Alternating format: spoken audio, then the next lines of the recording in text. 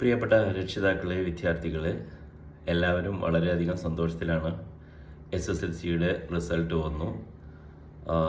കുറേ ആളുകളൊക്കെ full A+ കരസ്ഥമാക്കി. മറ്റുള്ള ആളുകളൊക്കെ അതിൻ്റെ താഴെയുള്ള ശതമാനത്തിൽ. എന്തായാലും അവർ ഹയർ സ്റ്റഡിക്ക് പ്രാപ്തരായിരിക്കുകയാണ്. ഈ അവസരത്തിൽ എനിക്ക് നിങ്ങളോട് പറയാനുള്ളത്, നമ്മൾ പലപ്പോഴും കോഴ്സുകൾ തിരഞ്ഞെടുക്കുമ്പോൾ വളരെയധികം ശ്രദ്ധിക്കേണ്ട ഒരുപാട് കാര്യങ്ങളുണ്ട്.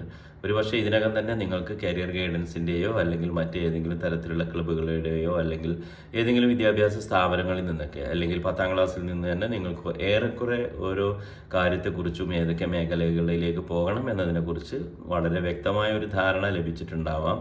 എന്നാലും ചില കുട്ടികളൊക്കെ ചില ആളുകൾക്ക് അല്ലെങ്കിൽ ചില ഇൻസ്റ്റിറ്റ്യൂട്ടിന് കൂടുതൽ പ്രാധാന്യം കൊടുത്തുകൊണ്ട്, ചില സ്കൂളുകൾക്ക് കൂടുതൽ പ്രാധാന്യം കൊടുത്തുകൊണ്ട്, അല്ലെങ്കിൽ സൗഹൃദങ്ങൾക്ക് കൂടുതൽ പ്രാധാന്യം കൊടുത്തുകൊണ്ട് അവരുടെ കോഴ്സുകളും അവരുടെ പഠിക്കേണ്ട വിഷയങ്ങളൊക്കെ മാറ്റുന്നതായിട്ട് കാണാം. ഒരിക്കലും ഇത്തരത്തിലുള്ള ഒരു പ്രവണത നിങ്ങളിൽ നിന്നും ഉണ്ടാവരുത്. രക്ഷിതാക്കൾ ഈ കാര്യം പ്രത്യേകം ശ്രദ്ധിക്കണം. 10ാം ക്ലാസ് വരെ ഒരുമിച്ച് പഠിച്ച കുട്ടികൾ പലപ്പോഴും ഈ +1 എത്തുമ്പോൾ അവർ മറ്റുള്ള സ്കൂളുകളിലേക്ക് അല്ലെങ്കിൽ വേറെ സ്കൂളുകളിലേക്ക് പോകുന്നതിനുള്ള സാധ്യത വളരെ കൂടുതലാണ്.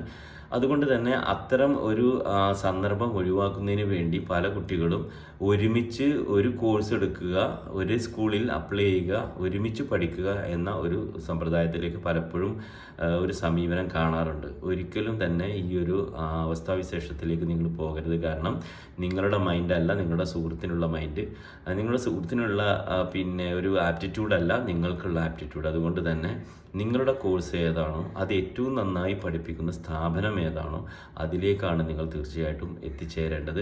അതിനു വേണ്ടിയിട്ടായിരിക്കണം നിങ്ങൾ പ്രയത്നിക്കേണ്ടത്.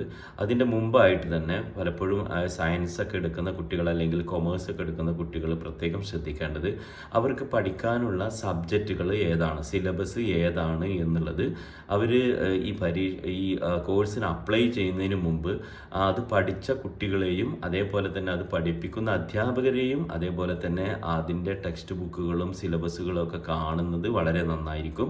പലപ്പോഴും കൊമേഴ്സ് എന്ന് പറഞ്ഞ് പല കുട്ടികളും കൊമേഴ്സിന് അപ്ലൈ ചെയ്യുന്നത് കാണാം. പക്ഷേ കൊമേഴ്സിൽ എത്തിച്ചേർന്ന് അത് പഠനം തുടങ്ങുമ്പോഴാണ് അവൾക്ക് അല്ലെങ്കിൽ അവന് മനസ്സിലാകുന്നത് ഇത് ഞാൻ ഉദ്ദേശിച്ച ഒരു കോഴ്സ് അല്ല, അല്ലെങ്കിൽ ഞാൻ ഉദ്ദേശിച്ചിട്ടുള്ള ഒരു വിഷയമല്ല എന്നൊക്കെ പറഞ്ഞുകൊണ്ട് തന്നെ അവരതിൽ വളരെയധികം വിമുഖത കാണിക്കുന്നതായിട്ട് കാണുന്നുണ്ട്. അതുകൊണ്ട് അത്തരത്തിലുള്ള ഒരു പ്രവണതയും ഉണ്ടാകരുത്. അതേപോലെ തന്നെ സയൻസ് പഠിക്കുന്ന വിദ്യാർത്ഥികളെ സംബന്ധിച്ചിടത്തോളം സയൻസ് നിങ്ങൾ 10ാം ക്ലാസ്സിൽ പഠിച്ചിട്ടുള്ള സയൻസ് അല്ല, എൻറ്റയർലി ഡിഫറൻ്റ് ആണ്. അതുകൊണ്ട് തന്നെ ധാരാളം തിയറികളും ധാരാളം പ്രോബ്ലംസും ഇതിനകത്ത് ചെയ്യാനുണ്ടായിരിക്കും.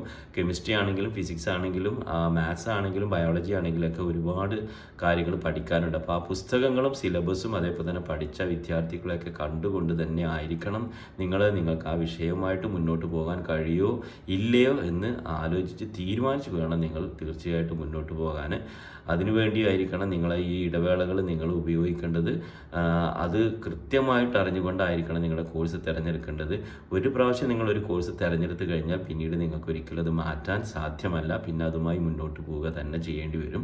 അതുകൊണ്ട് അത്തരത്തിലുള്ള അബദ്ധങ്ങളും വിഡ്ഢിത്തങ്ങളും കാണിക്കാതെ തീർച്ചയായിട്ടും അതുമായി മനസ്സിലാക്കി മുന്നോട്ട് പോകുന്നതിന് വേണ്ടി നിങ്ങൾ എല്ലാ അർത്ഥത്തിലും എല്ലാവരെയും അതിൻ്റെ ഉപദേശങ്ങൾ തേടിക്കൊണ്ട് വേണം കോഴ്സുകൾ തിരഞ്ഞെടുക്കാനെന്ന് ഒരിക്കൽ കൂടി നിങ്ങളെ അറിയിക്കുകയാണ്.